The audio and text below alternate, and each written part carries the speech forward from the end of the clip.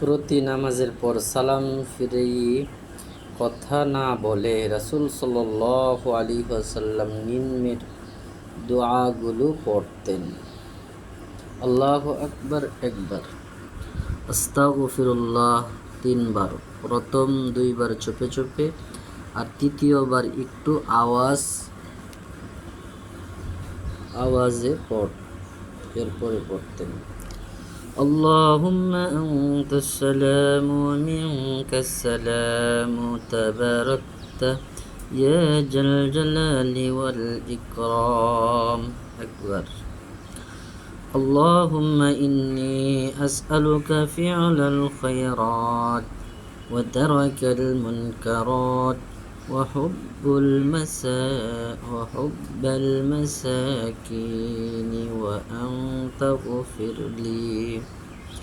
এরপর এই দোয়া পড়তেন, রব্বি আইন্নি আলা যিকরিকা ওয়া শুকরিকা ওয়া হুসনি ইবাদিকা আল্লাহুম্মা আজরিনি মিনান নার।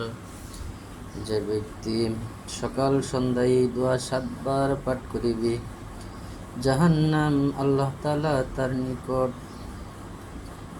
তাআলার নিকট সেই ব্যক্তি মুক্তির জন্য সুপারিশ করিবে এবং সে জাহান্নাম থেকে মুক্তি পাইবে।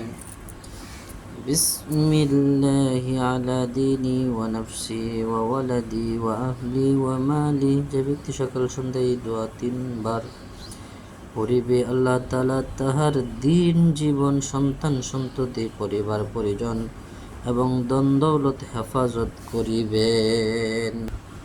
রাজিয়াতু বিল্লাহি রাব্বান ওয়া বিল ইসলামি দীনান ওয়া বিমুহাম্মাদিন সাল্লাল্লাহু আলাইহি ওয়াসাল্লাম নাবিয়্যান। যে ব্যক্তি সকাল সন্ধ্যা এই দোয়া 3 বার করে পাঠ করিবে, আল্লাহ তাআলা তাকে এমন বস্তু দান করিবেন যার প্রতি বান্দা সন্তুষ্ট থাকবে, যার বিনিময়ে বান্দা খুশি হয়ে যাবে। লা ইলাহা ইল্লাল্লাহু ওয়াহদাহু লা শারীকা লাহু লাহুল মুলকু ওয়া লাহুল হামদু ওয়া হুয়া আলা কুল্লি শাইইন কাদির।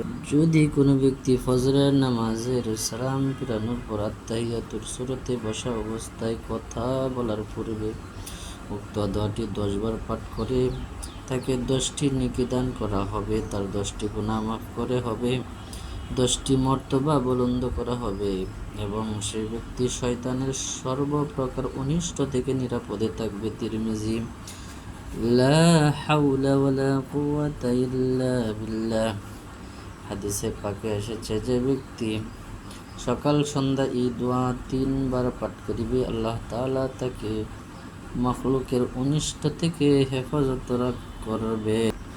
বিসমিল্লাহিল্লাযী লা ইয়াদুররু মা'a ইসমিহি শাইউন ফিল আরদি ওয়ালা ফিস সামাই ওয়া হুয়াস সামিউল আলীম। যে ব্যক্তি সকাল সন্ধ্যায় দোয়া 3 বার পাঠ করিবে, কোনো জিনিস তার ক্ষতি সাধন করতে পারবে না।